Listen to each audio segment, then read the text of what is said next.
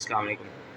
Class 11th की mathematics से हमारे पास चैप्टर नंबर 1 कम्प्लेक्स नंबर, जो इसकी इंट्रोडक्टरी एक्सरसाइज है ना, वो हम बाद में देख लेंगे। एक्सरसाइज 1.1 हम स्टार्ट करते हैं, जो हमारा मेन काम है। क्वेश्चन नंबर 1 आपको दिया हुआ है, जिसमें हमने मल्टीप्लिकेटिव इन्वर्स फाइंड करना है। और जो क्वेश्चन नंबर 1 है वो -4 और 7 है। और सबसे पहले मैंने इसको सोल्व करने के लिए ना, मैंने यहाँ पे दो वैल्यूज़ को लेट कर लिया। जो पहली वैल्यू है वो ए की है और दूसरी वैल्यू बी की है। ए वाली वैल्यू मैंने -4 को ए वाली वैल्यू कह दी है और 7 को बी वाली वैल्यू। जब भी हमने किसी भी दो नंबर का मल्टीप्लिकेटिव इन्वर्स फाइंड करना है, तो ये वाला फार्मूला हमारे पास यूज़ होगा। फार्मूला है a डिवाइडेड बाई ए का स्क्वायर प्लस बी का square comma minus B divided by A का स्क्वायर प्लस बी का स्क्वायर। ये वाले जो क्वेश्चन नंबर 1 है, ये मैंने ऑलरेडी सोल्व किया हुआ था, इसीलिए मैं आपको अभी ऐसे ही करवा देता हूँ, बाकी मैं आपको साथ करवा दूँगा। नेक्स्ट हमारे पास है यहाँ पे फॉर्मूले के अकॉर्डिंग मैंने यहाँ पे वैल्यूज़ पुट कर दी हैं। ए की जगह -4 आ गया डिवाइडेड बाय, अब ए वाली वैल्यू का यहाँ पे स्क्वायर आ जाएगा। ए वाली वैल्यू हमारे पास -4 है, प्लस बी वाली वैल्यू का स्क्वायर कोमा माइनस यहाँ पे बी वाली वैल्यू है।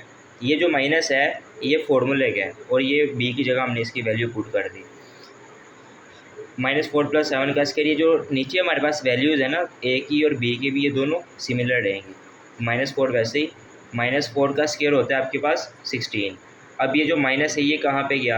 ये जो आपके पास माइनस है ना, देखिए अगर ऊपर हमारे पास अगर पावर इवन है, तो हमारा जो माइनस है माइनस हमारा प्लस में चेंज हो जाएगा। और जो हमारे पास 7 है वो 7 का स्क्वायर 49 कोमा -7 डिवाइडेड बाई 16 + 49। जैसा कि मैंने आपको पहले बताया कि हमारे पास ये दोनों वैल्यूज़ नीचे सेम रहेंगी। देखें ये भी सेम, ये भी सेम। -4 और -7 ऊपर हमने सॉल्व करके आंसर निकाला। इसका जो पहले वाले क्वेश्चन का आंसर है वो आया -4 डिवाइडेड बाई 65, और दूसरे वाला नंबर हमारे पास आया -7 डिवाइडेड बाई 65। और इस तरह ही हमारे पास क्वेश्चन नंबर 1 जो था, इसका पहला पार्ट हमारे पास सॉल्व हो गया। जो क्वेश्चन नंबर 2 आपके पास दिया हुआ है वो है √2 कोमा √-5 है, ये साथ माइनस लगा हुआ है।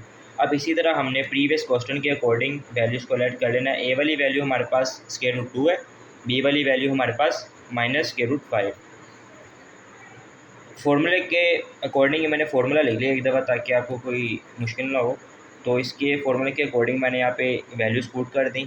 √2 ऊपर आ गया, ये जो स्क्वायर था ये √2 के साथ कैंसिल, प्लस और जो ये वाला था ये भी इसके साथ कैंसिल। और ये माइनस कहाँ पे गया? ये माइनस भी ऊपर पावर इवन है, इसलिए ये माइनस भी किस में कन्वर्ट हो गया आपका?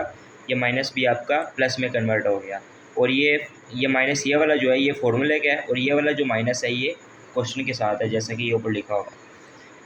और ये भी कैंसिल होगी। और नेक्स्ट पेज √5 डिवाइडेड बाई, ये 2 बचेगा यहाँ पे, और ये प्लस ये 5 प्लस का 5, 2 + 5 हो जाएगा। और ये √5 डिवाइडेड बाई ये भी 7, जैसे कि मैंने आपको बताया दोनों वैल्यूज़ बराबर रहेंगी।